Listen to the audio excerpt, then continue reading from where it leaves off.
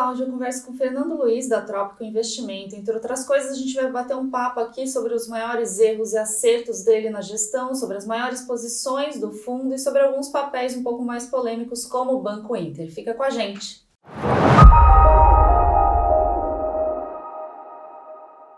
Fernando, obrigada primeiramente pela tua presença aqui, por ter aceito o nosso convite para estar aqui. Sei que você é um homem ocupado. Todos são. Começa aí se apresentando um pouco, contando um pouco quem que é o Fernando Luiz, onde você veio, como você começou a sua carreira nisso aí. É bem simples, eu comecei a Trópico muito cedo na minha vida, então não deu tempo de fazer muita coisa. Eu sou engenheiro, trabalhei em consultora, trabalhei com engenharia, daí resolvi ir para banco, fui para banco, trabalhei no ABN, no Unibanco, depois tive uma empresa de internet, muito cedo, que foi investida por uma multinacional americana e foi comprada por ela depois. E nesse período, foi mais ou menos em 2002, eu resolvi que eu queria voltar para aquilo que eu gostava de fazer quando eu estava nos bancos, que era investimento. Isso foi em 2002, né? Não tinha quase ninguém fazendo isso. E daí é isso, e daí a gente começou, naquela época chamava-se Orbe Investimentos, não tinha quase ninguém no mercado, Velho Investing era uma filosofia que ninguém nem conhecia, então foi ali que começou, e basicamente do zero. Legal, vocês falam no relatório da Trópico que esse é o momento para investir em ações no Brasil, esse é o momento da renda variável. Eu queria entender por que esse é o momento e se você acha que a bolsa está barata. Bom, vamos lá. Eu acho que assim, a gente está num período agora onde uma confluência muito improvável de fatores se juntou para que a gente tenha um mercado como ele é hoje. A primeira coisa é a quantidade de investidores que você tem hoje no mercado que estão começando a olhar a renda variável. Então isso é uma coisa que é exógena ao mercado, mas isso é super importante, porque dá liquidez e dá acesso.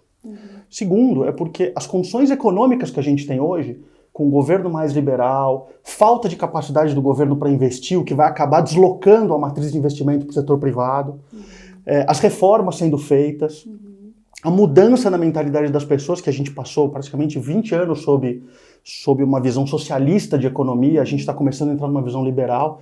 Esses são alguns fatores que fazem com que esse ambiente que a gente está seja muito propício para você começar a investir em empresas. Ser empresário no Brasil não é segredo que é uma complicação. Mas quando as condições do Estado favorecem o empresário, você tem que dar valor para isso. E é isso que a gente tem hoje. Se você agora considerar questões, isso são questões macro. Se você considerar questões micro, onde você tem um ambiente de inflação baixa, que vai perdurar por muito tempo. Você tem muita tecnologia hoje implantada no mercado, o que faz com que o uso de capital das empresas reduza drasticamente, sobra mais dinheiro na economia. Envelhecimento da população no mundo, o que faz com que sobre mais dinheiro em poupança, porque o mais velho economiza mais do que o mais novo. E a própria globalização, que reduz o custo de produção mundial. Você aumenta a produtividade na margem. São questões muito importantes. Então, assim, a gente nunca teve um juro tão baixo no Brasil. O brasileiro não sabe o que é uma economia com juro baixo como é hoje. Eu, particularmente, não sei. O que eu estou vendo é uma performance empresarial que eu não vi há muito tempo de várias empresas. Então, assim, quando você junta juro baixo, ou melhor, aquela renda que você está acostumado a ter sem tomar risco, indo para zero, e as empresas podendo se apropriar disso para criar valor, assim, o que seria melhor para se investir em ações do que isso? Mas a gente tem um cenário externo bem complicado, né? O quanto disso pode interferir, assim? Assim, bastante, se houver uma crise. Eu não sou um cara especialista em macro mundial, mas o que eu escuto das pessoas que entendem disso é que você está no limite de ação da política monetária. E mesmo assim você não tem inflação. Então, o que os bancos centrais estão tentando fazer é não gerar uma recessão e fazer o mundo desacelerar aos poucos. Se isso é possível ou não, a gente vai saber no futuro. Mas esta questão não muda o que está acontecendo no Brasil. Talvez aqui chacoalhe, aqui tenha problemas, mas o fato dessa onda positiva aqui no Brasil, de um governo mais liberal, menos intervencionista, isso não vai mudar. Considerando também que no mundo inteiro você tem um problema de manufatura hoje, essa questão de turbulência no comércio internacional impacta muito a manufatura, impacta menos o serviço, impacta muito a manufatura. Se isso se estabilizar, você volta a ter uma economia mais estável. Hoje você tem bastante crise em manufatura, em indústria, e no Brasil não é diferente. Você tem, assim, a indústria no Brasil passou de 21% do PIB para 9%.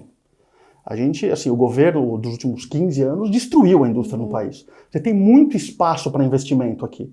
Se você considerar que a base do dinheiro no mundo está fora do Brasil, que o governo aqui não tem dinheiro para investir e que você tem que reconstruir uma base de manufatura no Brasil, existe uma chance bastante relevante dos investimentos virem para cá. Agora, quando isso vai acontecer? Não sei. A nossa função não é tentar achar timing, a nossa função é tentar investir naquilo que vai ser mais pródigo nesse tipo de questão. Vocês têm duas estratégias lá, né, na Trópico, o VEX e o Velho. Eu queria que você esclarecesse as diferenças entre os dois. Eles são completamente diferentes. O Velho é o fundo que eu começou dia 3 de fevereiro de 2003, com o Clube de Investimento, virou fundo em 2005, e ele é um fundo típico e conceitual de Value Investing. Eu gosto de comprar empresas e gosto de entender empresas. E o Velho é o meu veículo para isso. Ele já foi muito maior do que ele é hoje, mas ele continua exatamente com a mesma estratégia. Para falar a verdade, ele mudou um pouco. Ele melhorou. Ele era focado em coisas muito ilíquidas, hoje ele é mais líquido. Ele não fazia short, hoje, por causa da liquidez do mercado e porque o mercado mudou de 2003 para cá, eu consigo shortear e vender algumas coisas que eu acho que estão caras. Então ele é um fundo, digamos, ele é um Velho 2.0 do que ele era em 2005, 2006. Então esse é o meu fundo de ações. O VEX, ele é produto de um experimento. Há 4 anos atrás, aproximadamente, quando a gente teve que fazer umas mudanças na empresa, a gente começou a testar uma estratégia de arbitragem em bolsa, que não tem nada a ver com Value Investing. Basicamente é uma série de planilhas estatísticas que ficam calculando a correlação entre vários papéis e a gente tenta extrair valor dessas correlações quando elas são constantes no tempo. Constantes no tempo, o que significa isso? 1 mês, 1 ano, 2 anos, 5 anos, você tem abertura e fechamento de níveis de correlação entre papéis muito líquidos. A gente começou a testar isso há uns 4 anos atrás dentro dos nossos outros fundos. Isso deu muito certo, porque nos papéis mais líquidos a gente representa 1% do float, 0,1% do float, então a gente não interfere no preço. E em novembro do ano passado a gente a gente destacou essa estratégia dos outros fundos e abriu um fundo só para fazer isso, para ver se ele ficava de pé, para falar a verdade. E tem funcionado muito bem. Ele começou com capital proprietário e ele foi aberto para captação dos clientes dia 23 de maio desse ano. E ele está captando bem, é um fundo bom. Ele não é um fundo, ele não possui crédito, ele é um fundo só de arbitragem de bolsa e caixa. E gira muito. Ele é um fundo, ele não é quant porque as decisões não são quantitativas, as decisões não são feitas por um robô, as decisões são tomadas pela gente, mas a operação dele é completamente sistemática. Ele tem rodado a uma volatilidade bastante baixa, a gente depois vai conversar sobre isso, mas assim, no caso desse fundo, a volatilidade ela pode dar uma interpretação interessante sobre a dispersão dos resultados. A gente acredita que a volatilidade dele está baixa demais, mas é um teste, a gente está testando ainda. Ele está rodando hoje com uma volatilidade de 0,7, dando aproximadamente 190 de CDI. Ele tem talvez uma questão que a gente tem que monitorar de perto, que é capacity, né? A capacidade dele. Enquanto as minhas operações não interferirem nos preços das ações do mercado, ele funciona bem. Quando o que eu faço interfere no preço, eu começo a gerar uma derivada de segunda ordem, né? E daí eu tenho que parar. Então, por enquanto tá indo bem. Você sempre fala que você é um cara que gosta de entender as empresas, entender como funciona. Como que é o seu processo de analisar uma empresa? Por onde que você começa? Bom, a primeira coisa que eu faço é ver se ela tá... Assim, é estimar mais ou menos o valor dela em cima de medidas fáceis de você calcular, como taxa interna de retorno, fluxo de caixa, endividamento. Eu calculo mais ou menos quanto essa empresa devia valer, sem eu entrar muito a fundo, e vejo quanto ela está precificada. Essa é a primeira coisa que eu faço. Porque não adianta eu fazer toda uma análise profunda e depois olhar que a empresa está muito cara. Daí eu perdi tempo, né? Então, primeiro eu olho isso. Se ela tiver precificada muito abaixo do que numa análise simplista ela deveria valer, daí eu começo a entender o que está acontecendo. O entender o que está acontecendo demora mais. Demora mais porque são várias frentes, né? A primeira dela é entender a estratégia. Eu gosto bastante de estratégia. Eu gosto muito de qualitativo e gosto menos de números. Eu acho que os números são efeito do qualitativo.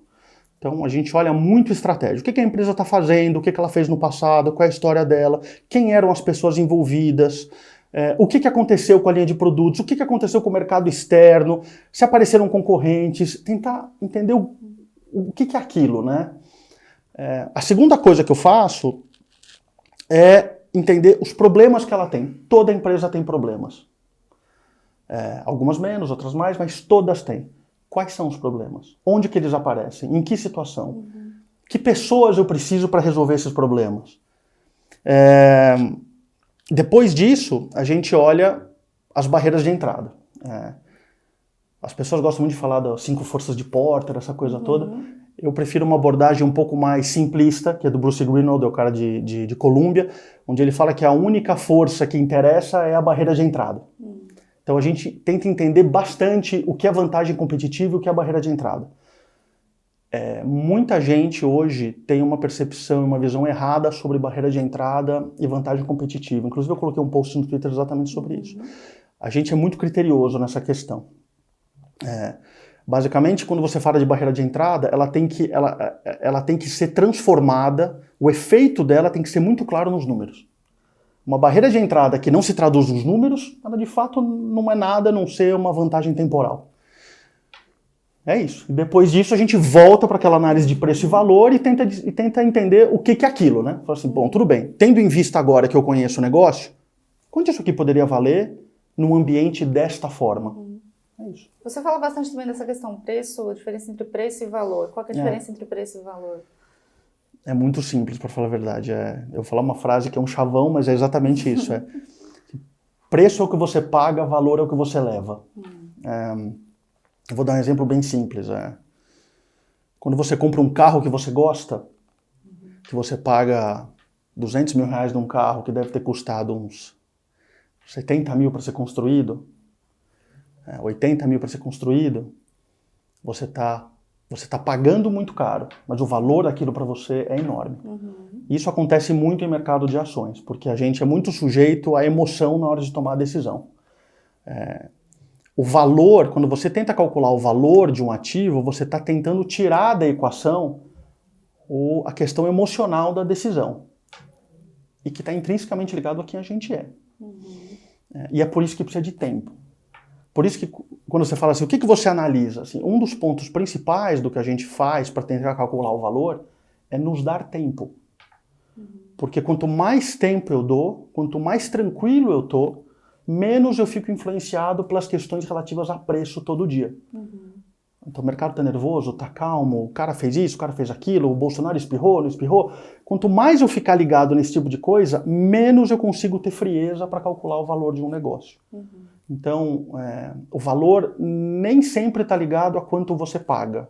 Ele tá ligado muito a quanto aquele ativo deveria valer com certas premissas de mercado e certas premissas de retorno. Quanto tempo que você demora para analisar uma empresa? Quanto tempo toma para você estudar tudo até tomar uma decisão? Bom, a gente costuma demorar bastante para tomar uma decisão de uma empresa, mas o fato da gente estar muito tempo no mercado, a gente sabe muito das empresas já. Então, tem muita coisa que eu analiso hoje que eu já estudei lá em 2004, 2005, 2006. A gente tem muita memória, muita informação das empresas que a gente analisa. Então, tem coisas, inclusive, que por mais que a gente tome uma decisão rápida, a gente entende a empresa, toma uma decisão rápida, a gente demora um pouco para conseguir tomar a decisão no fundo. Porque a gente precisa ter calma para poder entender justamente como que o mercado está influenciando a nossa percepção de valor. O que mudou na sua forma de investir, de analisar, de olhar para as empresas? Se é que mudou alguma coisa desde quando você começou até hoje? Mudou muito. Eu posso falar para você com tranquilidade que a Trópico de 4 anos atrás é diferente da Trópico que eu comecei, da Orbe Investimentos que eu comecei. Principalmente porque a gente geria muito dinheiro lá atrás, hoje a gente está gerindo muito menos. A gente passou por todas as fases, então a gente já teve muito papel líquido, a gente já teve muito dinheiro, a gente teve muitos clientes, a gente já se expôs a risco muito mais do que a gente se expõe hoje, riscos assimétricos, né? Porque você sempre se expõe a risco, mas são riscos assimétricos. Então, assim, o que mudou? Basicamente mudou a nossa forma de trabalhar, basicamente do começo ao fim. A gente hoje tem uma percepção muito mais clara sobre coisas relacionadas a risco de liquidez, risco de concentração, uso do caixa. Eu passei anos na história da Orbe sem caixa no fundo. Hoje a gente não fica sem caixa nunca. Sobre fazer short das posições que a gente acha cara. Antigamente, a gente não conseguia fazer isso, porque não tinha liquidez no mercado. Hoje o mercado é líquido em diversas ações, onde você pode pensar em fazer algumas coisas com relação a vender empresas caras e comprar empresas baratas. Então, sim, bastante coisa mudou. Digamos que o fundo hoje é bem melhor do que ele era antes. Qual que foi o maior case de sucesso de vocês na gestão? Bom, com tanto tempo assim, eu acho que... Então vamos contextualizar um pouco, né? O melhor case é sempre aquele mais recente. Tá bom. Porque é aquele que você tem melhor na memória. Sim. E tem outra coisa. Os cases de sucesso, eles estão atrelados ao momento que eles foram criados. Então, por exemplo, quando a gente acertou a venda da Vigor, foi talvez no melhor momento possível para isso, porque foi em outubro de 2008. O Lehman Brothers tinha acabado de quebrar e a gente acertou duas de uma vez. A Vigor foi vendida para o grupo Bertin e o Unibanco foi vendido para o Itaú. E eu era um dos maiores acionistas da Baema, que era o maior acionista do Unibanco. Então, assim, foram 2 cases de extremo sucesso. A gente multiplicou o capital por 5 em cada um deles. Caramba. E no momento que estava todo mundo indo muito mal. Então, são 2 cases emblemáticos. Agora, em termos de cases recentes, a gente tem um recente que foi muito importante, que foi o Unipar, onde a gente acertou a entrada, apesar de ter alguma discussão sobre isso, eu acho que a gente acertou a saída também, e no meio do caminho a gente ganhou um monte de dividendo. A gente comprou, se eu não me engano, a R$5, ganhamos 5 de dividendos e vendemos a posição a 33. E é uma empresa industrial, difícil de analisar, com uma questão societária para lá de complicada. E este é um caso que a experiência ajudou bastante. Por quê? Porque a gente começou a olhar a Unipar em 2012. A gente chegou a olhar a Unipar, a gente viu o investimento deles na Texis, que é a empresa de pá eólica, e daí a gente viu as questões de governança, alguns problemas com relação a controle, decisões, e a gente falou assim, isso aqui tem muito risco, está muito complicado isso aqui. E a gente estudou bastante a Unipar. E a gente acertou, porque o papel caiu muito, a empresa desvalorizou bastante, até que em 2016 a gente falou, vamos olhar de novo isso aqui, tem algumas coisas acontecendo na empresa, os resultados estão melhorando, a governança está melhor, eles baixaram o investimento em Texis, que foi um péssimo investimento. Então, muito do que a gente conseguiu concluir em 2016 foi porque a gente já tinha estudado a empresa em 2012 e 2013. E essa questão de você ter a linha temporal dos acontecimentos te ajuda a ter contexto. Você consegue entender um pouco melhor, entendeu?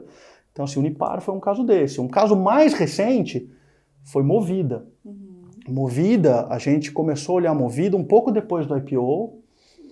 Eu tinha muitas dúvidas com relação à Movida. A gente entendia que era uma startup, a gente entendia que eles tinham muitos desafios com relação a como operar a empresa. Entretanto, as pessoas tinham pouca visão sobre a dificuldade de você, em 4 anos, entrar no mercado basicamente monopolista pela Localiza e metendo 40 mil carros no mercado em 5 anos, com acordo com as montadoras que a Localiza não deixava ninguém fazer. Daí a gente começou a analisar o negócio, a gente viu os valores que a empresa tinha na questão da gestão, a gente começou a comprar as ações, parou um pouco, e daí eles tiveram alguns problemas com relação à manutenção de carros, roubo, a questão de venda de seminovos, e o papel despencou. Foi para R$5, R$6. A gente achava, porque assim, a gente ficou muito próximo da Movida. Isso é uma das coisas que a gente faz na análise. Eu tento ficar bastante próximo, eu tento entender como as pessoas tomam decisão. No final das contas, quando você compra uma ação do mercado, aquilo é um ente estático, né? O preço, ele tem a ver com o mercado, não tem a ver muito com a empresa. Sim. Eu tento entender a empresa. Para entender a empresa, eu tenho que saber quem toma decisão lá dentro, para saber o que esse cara está fazendo. E a gente ficou muito próximo da Movida. Quando a gente ficou muito próximo da Movida e os papéis despencaram, a gente entendeu o que eles estavam fazendo para resolver e que eles eram qualificados para resolver. E a gente achou que era uma baita oportunidade. Então a gente aumentou bastante a posição de Movida nessa época. Movida foi de R$6 para, hoje deve estar 15, chegou a bater 18. Quando vocês olham para o cara que está lá gerindo a empresa, tem alguma coisa, alguns fatores que faz acender uma luz vermelha, tipo, esse cara vai fazer bobagem? Tem muitas coisas. Putz, assim, é difícil a gente colocar nomes, claro, porque isso interfere, mas assim, você tem muita falta de qualificação. O Brasil é um celeiro de gente desqualificada tomando conta de negócios. A primeira parte, o primeiro sintoma da falta de qualificação é a arrogância. Quanto mais arrogante é um CEO, provavelmente menos qualificado ele é. Tem exceções. Mas a arrogância é uma delas. Eu, particularmente, gosto muito de conhecer como as pessoas pensam, e nessas reuniões que a gente tem com as pessoas, eu passo muito mais tempo anotando e ouvindo, e fazendo perguntas abertas, do que analisando se o cara tem um bom currículo, ou se o cara é assim ou assado. Então, assim, a primeira coisa é falta de competência. Tem muita empresa hoje que é gerida de forma lamentável. Isso tende a melhorar com o tempo. Quanto mais aberta a economia, mais concorrência, mais globalização, mais produtividade, melhores as pessoas que têm que fazer isso. A segunda coisa é postura. O brasileiro não tem uma postura muito pró-mercado. Eu acho que isso vem de 20 anos de governo socialista, de um viés socialista. Eu acho que ainda existem muitas questões com relação à transparência, a respeito ao acionista, a cumprimento de regras. Governança. Né? Governança, multa, sabe? Um monte de gente foi multada pela CVM. E assim, pagaram as multas? Não sei, a gente não sabe. Então, a gente tem muito para andar. Mas uma coisa é indissociável, que quando você olha muito preço, você não entende. Não existe construção de valor sem as pessoas certas no comando. As pessoas destroem uma boa empresa. Sem dúvida. Tranquilamente elas destroem uma boa empresa. Sem dúvida, a gente já viu isso aí várias vezes. Várias vezes. E as pessoas continuam esquecendo desse assunto. Um ótimo modelo de negócio, tocado por maus profissionais, não vale nada. A gente estava falando dos seus maiores cases de sucesso. Queria saber quais foram os seus maiores erros aí em termos de gestão e o que você aprendeu com eles. Foi uma pergunta que o pessoal mandou no Twitter também. Bom, eu tive vários erros. Para falar a verdade, uma das coisas que a gente mais tem nesse negócio que eu faço são erros. Então, assim, deixa eu contextualizar um pouco a sua pergunta, né? O que a gente aprende com o tempo? A gente aprende com o tempo a limitar as perdas dos erros. Não é que você assume menos risco, mas você aprende a dosar o risco que você está assumindo para que, se você tiver errado, você não perca tanto. Esse é um dos motivos que eu acho que hoje a Trópico é muito melhor do que eu era em 2006, 2007. Porque a gente dosa melhor esse risco. Como que você dosa melhor esse risco? Com experiência. Não existe outra coisa. Não existe nenhuma teoria financeira que ajuda você a dosar risco. E como que você dosa isso com experiência? Passando por problema. Não tem muito outro jeito de fazer. Se você não sentir na pele o que está acontecendo, você não vai ter memória para você olhar uma coisa e falar o seguinte: putz, eu já vi isso aqui antes. Então, agora eu posso falar dos erros que a gente cometeu. Eu posso falar para você de 3 erros importantes e eu vou falar também o que a gente aprendeu com eles. Um erro, eu acho que ele vem bem ao caso, porque agora está esse burburinho sobre novas ofertas de incorporadoras, e a Tecnisa captou um monte de dinheiro. Assim, um dos erros mais importantes que a gente teve nos últimos anos foi com Viver. A gente era um acionista relevante de Viver, uma ação ilíquida, e a gente teve muitos problemas com relação à falta de transparência nas SPS. Basicamente, as incorporadoras elas não mudaram nada de lá para cá. Essa falta de transparência nas SPS, ela continua. Você consegue ter uma visibilidade muito boa da holding, mas você não tem visibilidade do que está embaixo. Existe outra questão importante com relação às incorporadoras, o custo de holding. Você ganha dinheiro nas SPS, não sabe exatamente como, porque você não tem transparência, o dinheiro entra na holding, e a holding, pagando executivo, pagando controlador, um escritório na Faria Lima, ela consome todo o dinheiro, chegando quase nada para o acionista. Isso é um problema? Não, isso não é um problema. Esse negócio é assim. É por isso que nos Estados Unidos você tem muito poucas ou quase nenhuma empresa de incorporação listada. Porque é quase como se fosse uma padaria. Você tem problemas de escala, você tem problema de custo de holding, você tem problema de mão de obra, você tem problema de excesso de oferta, é um negócio extremamente cíclico. Se você tiver muito ofertado quando o ciclo vira, você carrega estoque durante a baixa do ciclo inteira, que é o que de fato está acontecendo hoje. Então, essa foi a primeira, Viver. A gente teve vários erros com Viver. A gente ficou sobreexposto com Viver e a gente não interpretou corretamente os riscos de falta de transparência, de custo de holding, de problemas de escala que esse negócio tinha. A segunda que eu posso comentar com você foi um acerto, mas foi um erro, para falar a verdade. Foi Kroton.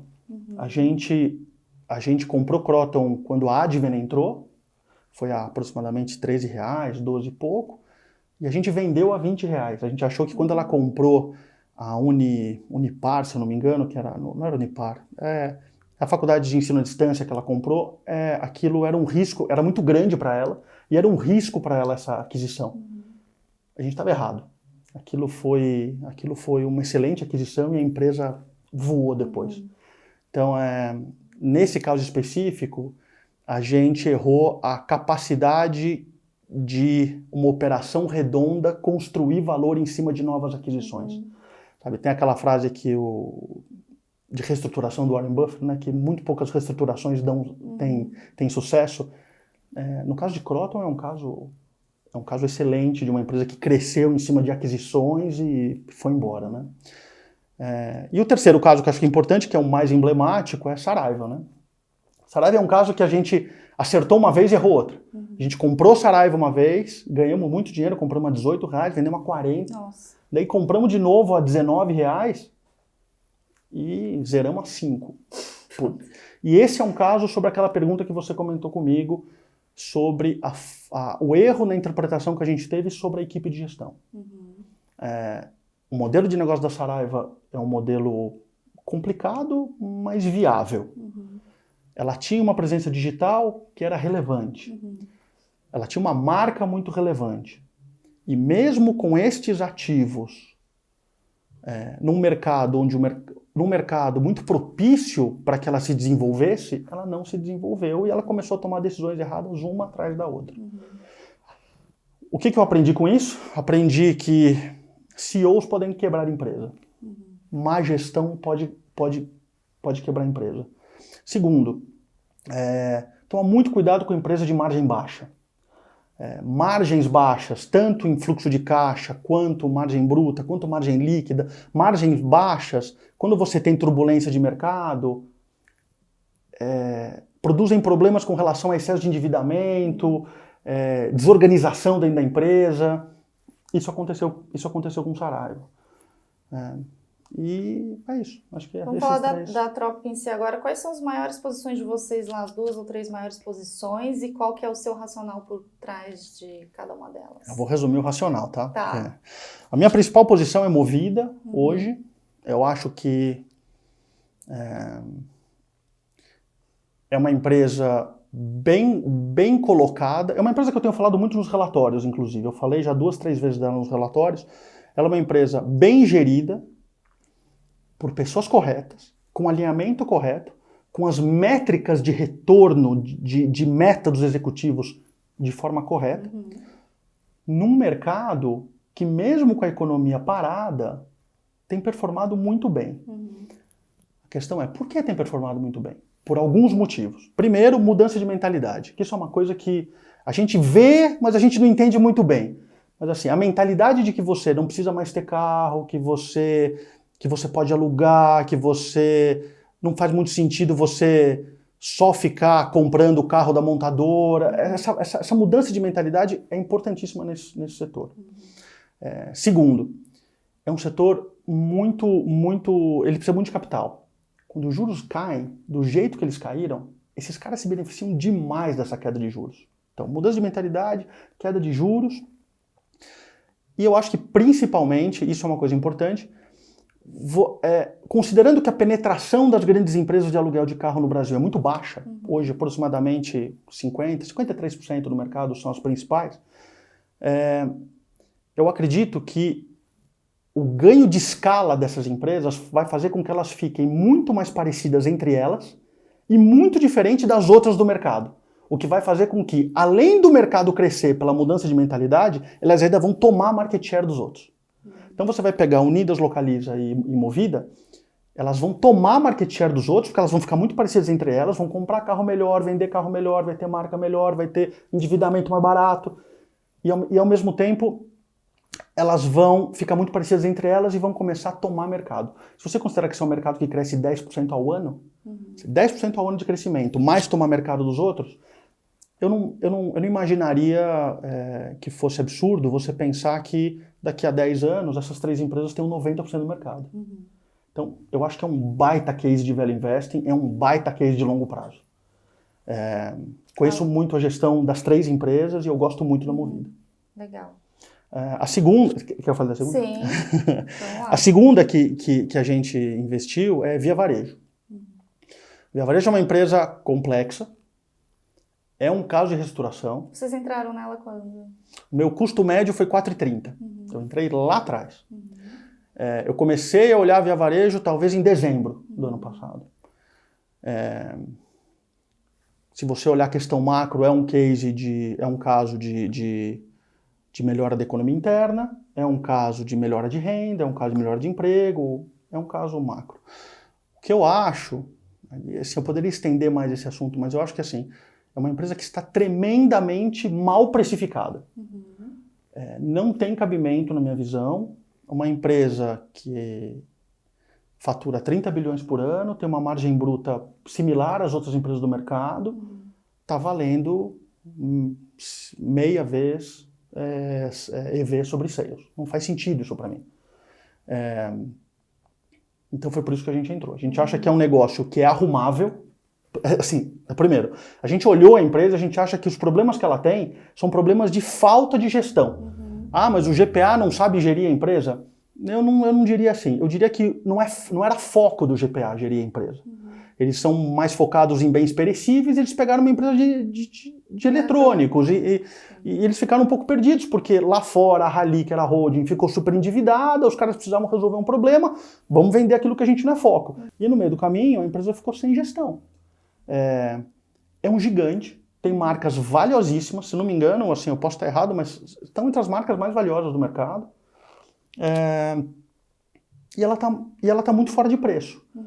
A gente acha que a equipe que entrou lá e o movimento que foi feito pelo novo acionista, junto com a XP que entrou junto, são todos eles focados em retorno, eles sabem o que eles precisam fazer, é uma questão de sentar um pouco e esperar. Eu acho que, assim, é um caso de reestruturação, é difícil, mas tem muito valor na mesa ali. Tem muito valor na mesa. Digamos que se a economia melhorar, é como se fosse meio que movida, sabe? Você, além de tomar market share, você melhora porque o setor cresce.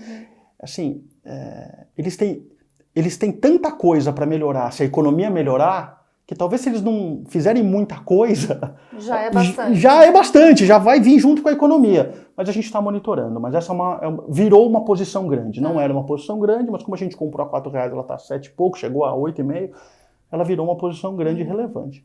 A terceira posição que a gente gosta muito é uma que todo mundo no mercado tem falado bastante, não tem muito mais informação sobre isso do que através eu posso te dar, mas as contas que a gente fez são contas bastante simples, relacionadas a retorno, yield de fluxo de caixa, e entendendo um pouco de como está a dinâmica dessa empresa com o aumento de produção dela, com o mundo lá fora, vale. A gente acha que a R$43, R$44, ela está muito barata. Tá assim. Então, se o preço não melhorar, não. Além disso, ela tá gerando muito caixa, e o endividamento dela está caindo. Uma empresa de commodity, com endividamento caindo, no mundo de taxa zero, assim, não parece fazer muito sentido, para falar a verdade. Então, assim, é uma daquelas coisas que você olha e fala assim, isso aqui não faz sentido, assim, desse jeito. Se você... Assim, existem algumas premissas de conta, se ela continuar gerando a quantidade de caixa que ela está gerando, daqui a 2 trimestres ela fica caixa líquido. No mundo de juros zero, assim, ela deveria tomar dívida, não ficar com caixa líquido. Vocês já tiveram uma posição relevante em instituições financeiras. Queria saber como que vocês veem esse setor hoje, diante desse momento de disrupção sobre o qual todo mundo está falando, né? É uma boa pergunta essa, para causar, né? Para causar. Para causar. Então, a gente foi acionista de Itaúsa durante muitos anos. A gente comprou uma posição de Itaúsa, ela estava valendo uma vez patrimônio em 2015. E a gente chegou a ter 15%, 16% do fundo nisso. A gente gosta muito do banco e a gente entendeu que Itaúsa era o melhor veículo para investir no banco. A gente entende razoavelmente bem do negócio bancário. A gente não é o primeiro banco que a gente ganha dinheiro. A gente no passado já ganhou dinheiro com o Banco Alfa, já ganhou dinheiro com o Big Banco, que acabou quebrando depois, né? Foi comprado pelo Banco CCB. A gente hoje não tem mais uma posição estrutural em Itaúsa. Mas eu acho que o motivo que eu não tenho não é o motivo que as pessoas hoje estão falando. Eu não tenho porque eu acho que hoje ele não toma pichincha. Ele não está hoje eu acho que assim, falando 3 vezes PL, Itaúsa, uma coisa assim, 3 vezes patrimônio, né? Não é uma pichincha, não é uma coisa baratinha. Agora, e é por isso que a gente não tem. Agora, sobre essa questão sobre disruptividade de bancos e mercado financeiro, essa coisa toda, o que eu acho sobre isso? Eu acho que provavelmente as pessoas estão certas na tese e erradas no timing. O setor bancário brasileiro, ele não existe por acaso. O maior concentrador de mercado do Brasil é o governo. A gente tem vários oligopólios no Brasil que foram criados devido ao interesse do governo. E bancos é um setor desse. A força dos 5 maiores bancos hoje na economia é desproporcional a qualquer fintech que apareça. Como você vai melhorar a penetração bancária no país? Passa por disruptividade tecnológica, mas passa por regulamentação, passa por redução de taxas de juros, passa por melhor capacidade de recuperar crédito. Assim, as pessoas continuam achando que banco é maldoso e que ele cobra 15% de juros no cheque especial porque ele quer ganhar muito dinheiro, ele é uma entidade do mal. Não, se você entender um pouco melhor como que é a recuperação de crédito no judiciário hoje no Brasil, você vai entender que o judiciário é pró-devedor. Numa economia que precisa que as pessoas tomem dívida. A dívida cria valor no tempo. Quem não toma dívida não constrói nada. Claro. Então, assim, quando você toma dívida e você não paga, eu estou penalizando o cara que toma dívida e paga. E hoje no Brasil, o judiciário, de forma geral, não dá para fazer, ele favorece o devedor. O devedor tem 1000 motivos, coitado, para não pagar a dívida. Isso acaba caindo nas pessoas honestas. Então, isso é uma situação macro, isso é uma situação regulatória, isso é uma situação estrutural da economia. Não é uma fintech que vai resolver essa questão. Então, agora... Mas tem esforços sendo feitos aí. O Banco Central está tentando simplificar, tem cadastro positivo, tem algumas questões sendo O cadastro feitas, positivo né? é sensacional. Nos Estados Unidos, você só toma crédito com cadastro positivo. Demorou para acontecer isso aqui. Demorou. Então, assim, existem várias iniciativas, tanto do Banco Central quanto de empreendedores. Todas elas são extremamente competentes. Acho que tem que fazer. Os empreendedores que estão fazendo isso são caras que têm uma coragem enorme, porque você entrar num oligopólio organizado, extremamente capitalizado e gerando retorno de 20% ao ano, porra, é que nem você sair da sua casa e falar o seguinte: eu não sei o que eu vou fazer hoje, acho que eu vou montar uma montadora de carro. Acho que eu vou competir com a Ford. O que você acha disso? Ah, eu não tô meio de bode hoje, eu vou competir com a Ford. Um cara que resolve fazer uma fintech de mercado financeiro, é essa a visão dele. Poxa, eu tô meio de bode hoje, acho que eu vou competir com o Itaú. Tô meio sem ideia. Isso é uma fintech. Então, para esses caras sobreviverem nesse mercado, os caras têm que ser muito criativos e muito bons. Então, de novo, eu acho que o mérito está correto, o timing está errado.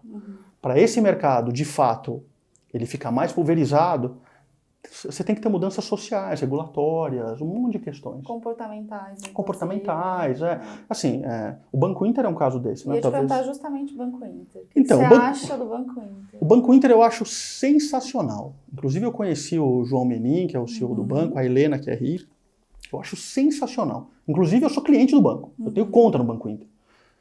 É excelente para o cliente. Eu tenho minhas dúvidas se ele é excelente para o acionista.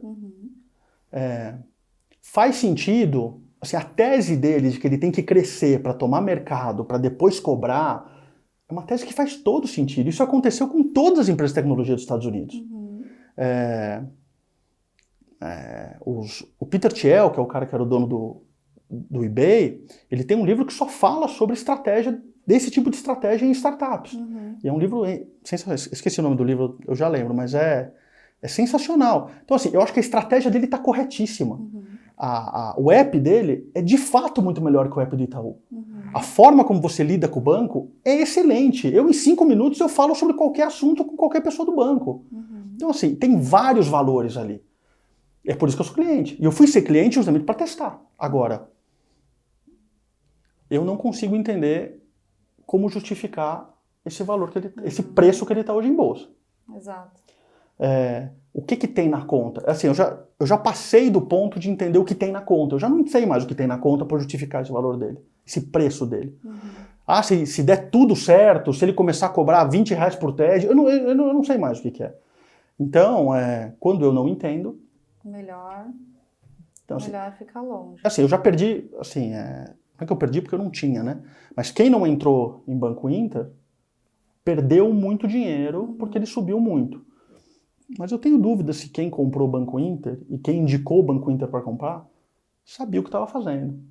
Eu acho que nas melhores expectativas, ninguém tinha muita noção de que poderia... Esse crescimento de preço dele seria dessa magnitude. Ninguém pensou nisso. E tudo bem, acontece, isso é o mercado. Mas é isso. Fernando, o que é risco para ti e como que tu fazes lá a gestão de risco? Tá. Então, eu vou começar pela parte oposta, né? Eu acho que no negócio que eu faço, volatilidade não é risco. Tá. Porque volatilidade você pega preço e do passado. E o meu problema é com relação ao que vai acontecer com as empresas no futuro. Pra frente, né? Passado é o passado, futuro é o futuro. Então, assim, quando a gente pensa em risco lá na minha empresa, a gente pensa em perda permanente de capital. Então, qual é o maior risco que eu tenho? É errar o investimento. É o que aconteceu com o Saraiva, é o que aconteceu com o Viver, é o que aconteceu potencialmente com o Croton, que eu vendi muito antes do que eu deveria. Isso, para mim, é um erro de investimento. Agora, se a volatilidade do fundo está 14, 12, 11, 9, eu não vejo dessa forma. Eu acho que isso são condições do passado. Não influencia muito. Então, como é que eu controlo o risco? O meu processo de análise é um constante controle de risco. Eu conversar com as empresas e conhecer os gestores e ter relacionamento com eles ao longo do processo de investimento é um enorme controle de risco. A forma que eu monto o portfólio, eu acho que é o maior controle de risco que um gestor pode ter. Então, assim, quando eu resolvo comprar uma empresa, eu não vou lá e compro 15% do fundo. Porque eu tenho bastante convicção de que por mais que eu tenha estudado, eu posso estar bem errado. Porque tem muitas coisas que eu não sei. Tem muito mais coisa que eu não sei do que coisa que eu sei, sempre. E conforme a gente vai se envolvendo com a empresa, conhecendo as nuances de cada setor, das pessoas, eu vou aumentando a participação no fundo. Então hoje, quando eu falo para você que Movida é a minha maior posição, Movida não começou como a minha maior posição. Eu fui aumentando Movida conforme eu fui entendendo o que acontecia. Ah, mas você começou a comprar a 6, Não, eu comecei a comprar a 8. A 6 eu achei que estava muito, muito barato. E daí eu dobrei a posição. E de lá para cá, eu vou aumentando devagarinho, vendo um pouco, mas é sempre muito devagar. Tá. Sempre muito devagar. Isso para mim é um controle de risco muito eficiente. Claro, a gente está falando de equities, a gente está falando de renda variável, de ações. Claro. Eu compro empresas, eu não compro preço em bolsa. Então assim, mas o que acontece se o seu fundo cair 20%? Assim, se for uma questão de preço, isso volta, não tem problema nenhum. O problema é quando ele cai 20% porque você errou o investimento. Porque daí não volta mais. Esse é o problema. Então, e isso é uma coisa que a gente monitora muito de perto. Apesar de eu entender que quedas fazem parte, eu tenho uma preocupação quase doentia com erros de investimento em quedas que não voltam mais. Porque você só percebe isso depois, né? Claro. Você fala assim, puxa, caiu 20%. Beleza, semana que vem volta. Bom, volta? Esse volta é uma coisa que meio que me atormenta, assim, porque você tem que ter certeza de que a sua tese está correta. Sim. E que essa tese, em algum momento, ela vai retornar. Tem que estar seguro. Você tem que estar seguro. Essa é uma questão importante, porque você, assim, eu pelo menos, é muito difícil eu estar completamente seguro sobre alguma tese. Quando o negócio cai muito, eu falo assim, pô, calma aí, o que eu perdi aqui? O que aconteceu?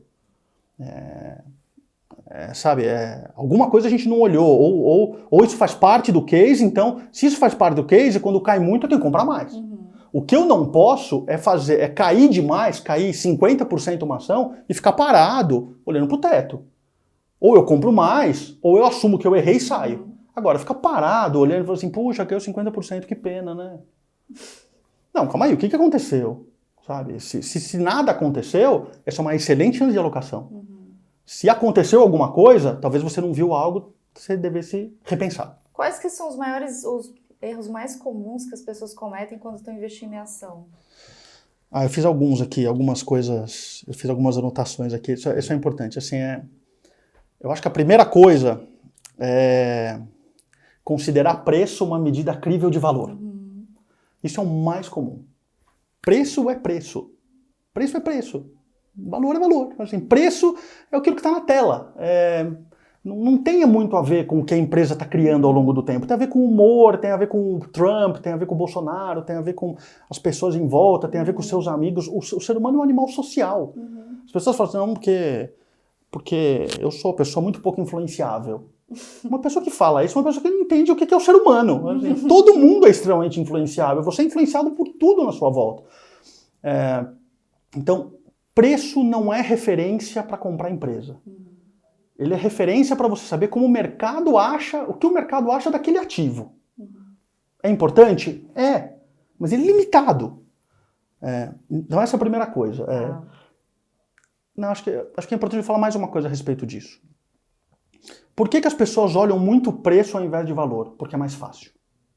Você abre o seu broker, fica lá vendo aquele negócio lá, você fica maravilhado com aquilo, pode comprar, vender, comprar, vender, comprar, vender. Aquilo vira um cassino. Então, quando as pessoas falam que o mercado de ações é um cassino, ele foi feito para ser. Ele é, de fato, um cassino. Você é que tem que desligar a chavinha e falar, calma. Se eu ficar aqui, a banca leva. E no mercado financeiro, se você não prestar atenção, a banca leva. Você é operado pelo mercado e você perde. Então, assim, acho excelente 1 milhão de CPFs na bolsa, mais gente entrando, mais gente querendo conhecer. Eu acho sensacional, isso é importantíssimo. Eu espero que tenham 50 milhões de pessoas fazendo isso. Mas você tem que entender que isso é um jogo de cachorro grande e que você é um elo pequenininho de uma corrente enorme. Você tem que saber suas limitações. Claro. E a forma de o mercado manipular as pessoas que não entendem é através do preço, muito pouco através do valor.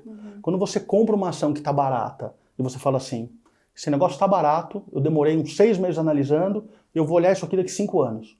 Você se blinda contra o mercado. Porque o mercado pode falar o que quiser de você, como quiser, fazer o que quiser, cai ação, sobe ação, e você está lá calmo, tranquilo.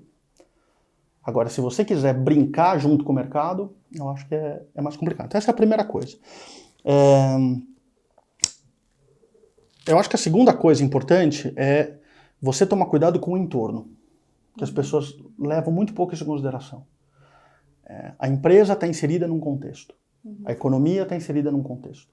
As pessoas que tocam a empresa estão inseridas num contexto. Existe conflito de interesse, existem partes relacionadas, existem informações que não são abertas, existem muitas informações que não estão em cima da mesa. Então, as pessoas consideram que a informação que elas têm é a informação necessária para tomar uma decisão. Não é. A maior parte das informações, elas não estão em cima da mesa.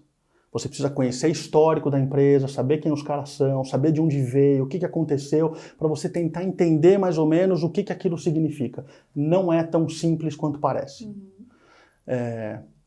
E isso, eu acho, pelo menos, que isso tem que te levar a uma postura muito cética com relação a tudo que você lê e de quem você lê. Eu não estou dizendo que as pessoas são desonestas, mas as pessoas, naturalmente, elas têm um viés de confirmação. Elas acreditam muito naquilo que elas sabem e elas desconsideram aquilo que elas não sabem. E acho que para você ser um investidor de longo prazo e entender como as empresas funcionam, você tem que dar muito valor para aquilo que você não sabe e questionar muito as coisas que você sabe. Eu sei que isso é difícil. Eu sei que é muito mais fácil e muito mais tranquilo você ser assertivo nas questões. Não, porque eu faço isso, ou porque eu mando aquilo, porque o meu relatório falou isso aqui.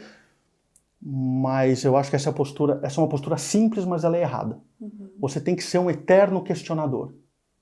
Eu assim, desses 20 anos quase que eu estou no mercado, eu vi muito mais movimentos de valor e de preço serem gerados por informações não públicas do que por informações públicas. Então, assim, não existe outra forma a não ser você tentar vasculhar e entender o que está acontecendo. Legal. É isso. Esses dois aí, então, seriam os dois maiores erros. Eu acho que esses dois maiores erros. É você olhar o preço e você não olhar o entorno. Legal. A gente tem umas perguntas que vieram pra gente do Twitter. O Felipe Pontes perguntou sobre o Smiles. O que você acha sobre o Smiles? Se você mudou a sua visão ou se continua firme e forte? E se acredita que a empresa vai conseguir se desvincular da Gol? Puxa vida, né? Que pergunta difícil, né, Felipe? Então vamos ver, assim.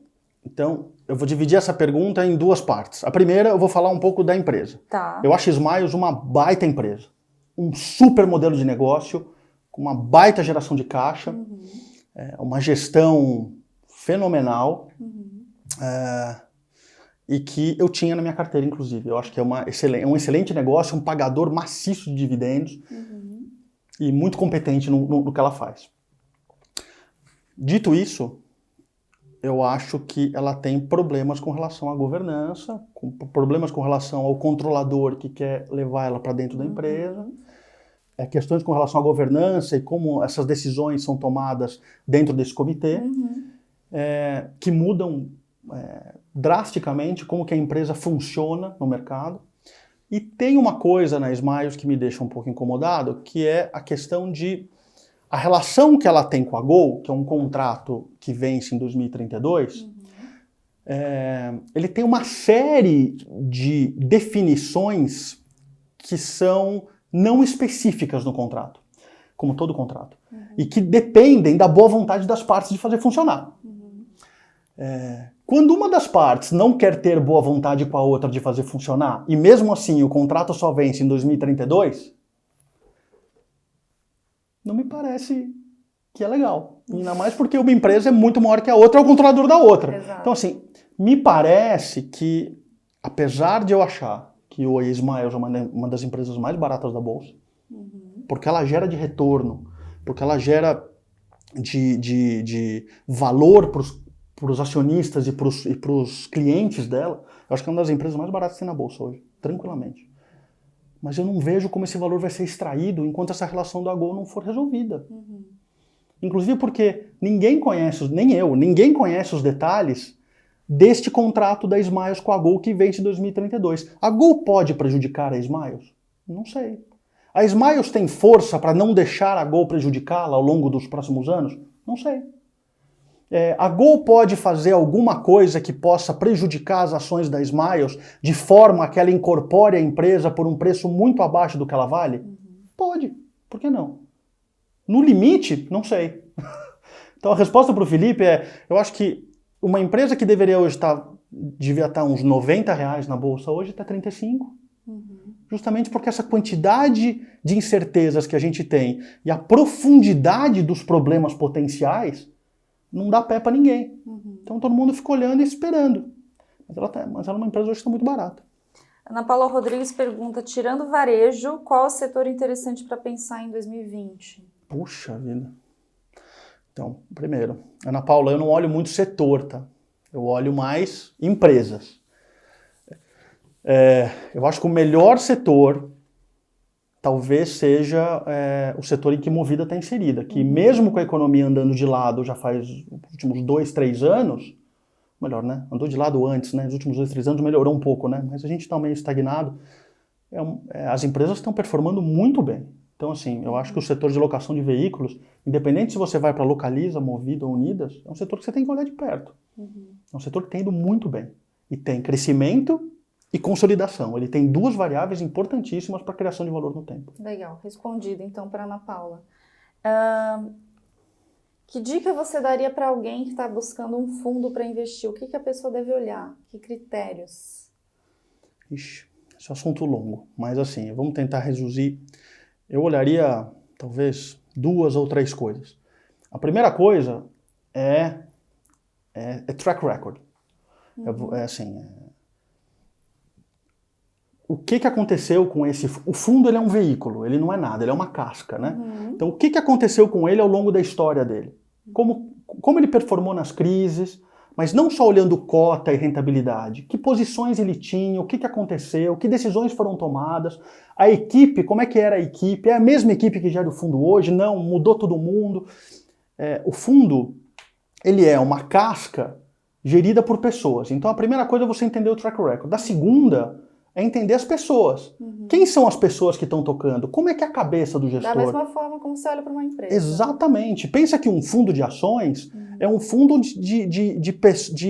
um fundo de pessoas comprando empresas com pessoas. Então você precisa saber, muito mais importante do que, porque ele acertou uma empresa ou acertou 2, é assim, o que aconteceu com esse cara ao longo dos últimos 10 anos? Onde ele estava antes? Existe uma coisa no mercado hoje que muita gente vai mal nos fundos, fecha o fundo, abre outro, muda de gestora e é como se o histórico dele fosse em branco. Assim, você precisa fazer o seu trabalho de casa. E eu vejo muito pouca gente fazendo isso. É muito fácil você fechar um fundo que deu errado e começar um fundo novo. É muito fácil. E daí você acerta 2, 3 empresas. Fundos novos tendem a assumir mais risco que fundos antigos, naturalmente, por causa de um evento estatístico muito comum chamado retorno à média. Então, assim, no começo você não tem muito lagging, né? Você vai assumindo risco, se der certo você ganha uma porrada. Se der errado, puxa, desculpa, foi mal, vamos começar de novo. Agora, quando você tem 15 anos de história, você tende à média de retorno dos seus anos passados. Então, assim, é muito difícil você ver um fundo antigo dando porrada. Justamente por causa desse evento de retorno à média. E esse é um evento muito forte. E no Brasil, é incrível como as pessoas ainda dão muito valor para fundo novo. Fundo novo, com gestor novo, tem pouco valor. Não é que tem pouco valor para mim, tem pouco valor como estrutura de investimento. Você precisa saber o que o cara faz, como ele passou por crises, o que ele fez quando ele estava lá atrás, se ele já teve essa função antes, tem uma série de coisas. Então, assim, eu acho que isso funciona para fundo de ações. Para fundos de renda fixa e crédito, eu acho que é um pouco mais complicado, porque você tem muito pouca transparência na questão dos riscos envolvidos na análise de crédito.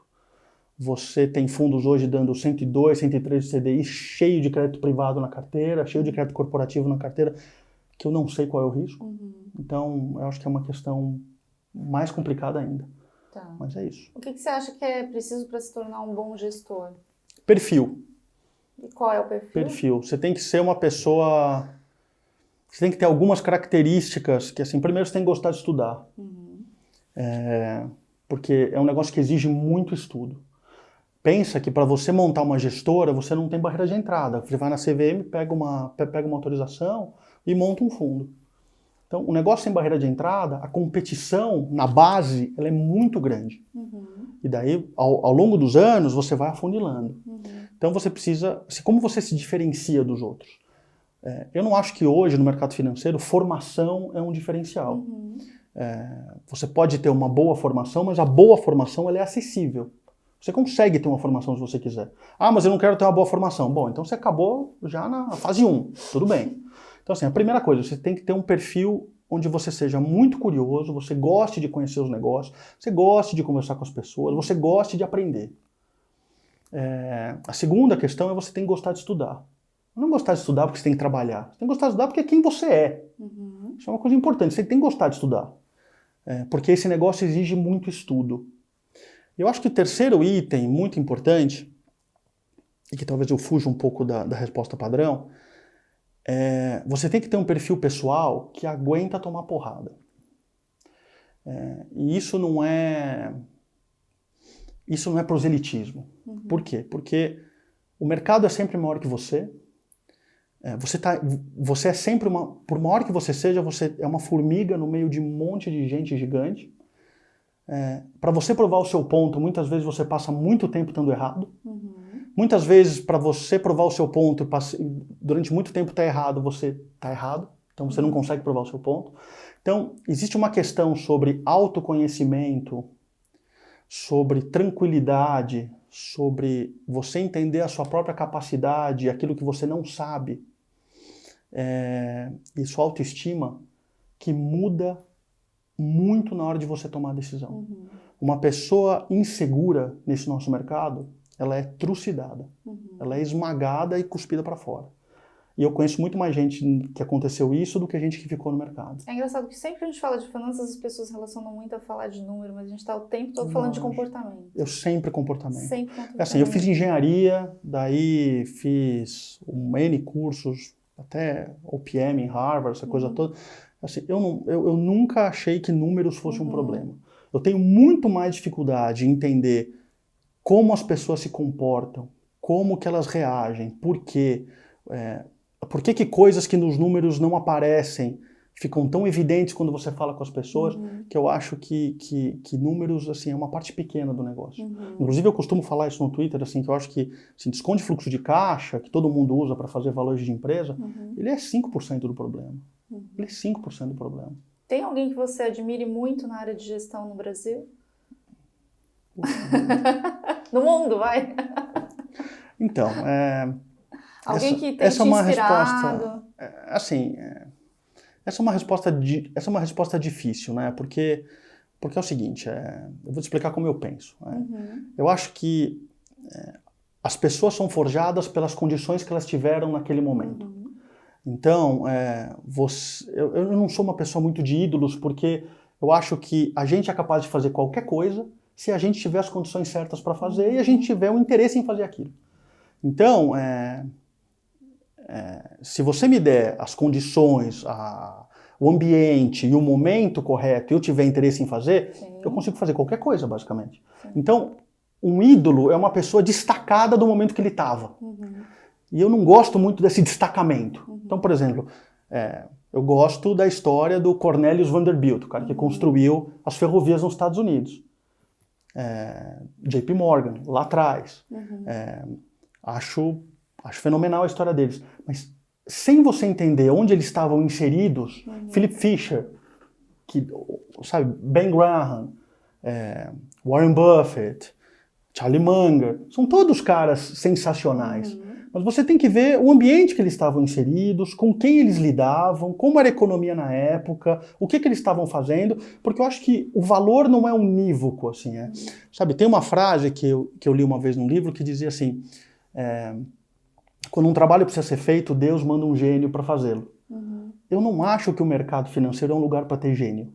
Eu acho que o mercado financeiro é um lugar para ter gente disciplinada. Assim, eu não acho que exista um Mozart no mercado financeiro. Certo. Eu acho que existe um monte de gente que tem que segurar a onda e seguir o plano. Quando você segue o plano, você costuma se dar bem. E agora você vai falar para um cara metido a gênio que ele tem que seguir o plano. Eu já vi muita gente muito inteligente, perdendo o dinheiro de gente grande. Muita gente muito inteligente. Eu, particularmente, prefiro trabalhar com pessoas normais. Normais e disciplinados. Ótimo. Você parece ser um cara que lê muito, né? Um cara estudioso e tudo mais. Você tem algum livro que você recomende, assim? Tem Pode vários. ser um livro recente. Geralmente a gente recomenda os mais recentes, né? Eu tenho, acho que assim, eu poderia falar para você 2 livros que eu acho muito interessantes. O primeiro é um livro recente que eu li sobre a quebra do Lehman Brothers, em 2008, contado por um cara que era diretor da mesa de renda fixa, que chama Uma Enorme Falta de Bom Senso. E é um livro sensacional. Assim, acho que todo mundo que está olhando o mercado hoje, está vendo o mundo inteiro com juro zero, juro negativo, devia ler esse livro. É o momento para ler esse livro. É o momento para ler esse livro. Eu já li vários livros sobre a crise de 2008, mas eu nunca li um livro tão sharp, tão apurado com relação à visão de dentro do banco sobre o que estava acontecendo e como o mercado de hipotecas distorceu completamente a matriz e os valores do banco ao longo do tempo. Pessoas, de novo. Pessoas, de novo.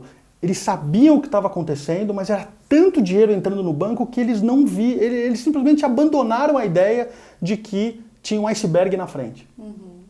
Assim, a gente cria o nosso próprio destino. Esse é um livro sobre isso. E o segundo livro é um livro que eu li há um tempo atrás, mas é o meu livro de cabeceira, que é um livro chamado The Art of Execution. É um livro em inglês, não tem em português. E ele é um livro onde um cara de um family office suíço, ele analisou durante 30 anos a performance operacional de todos os melhores gestores que ele alocou dinheiro ao longo de 20 anos, 30 anos. E ele determinou o perfil dos caras que operam, como eles operam na crise, como eles tocam o fundo, de onde vem o retorno, de onde não vem o retorno. E ele criou uma série de definições sobre os tipos de gestor que existe. O touro, o coelho. É um livro fenomenal. Acho que todo mundo que gosta do mercado e gosta de operar, e gosta de comprar e vender ações, deveria ler esse livro para entender os perfis que tem. Eu li esse livro e eu me via no livro. Você assim, aqui. Muito legal. 2 dicas ótimas. Adorei. Fernando, muito obrigada pela conversa. Adorei o bate-papo aqui. Que ótimo. Obrigado. E obrigado a você pela audiência. Não se esqueça de se inscrever no nosso canal, curtir, compartilhar e comentar o vídeo. Até mais. Obrigada.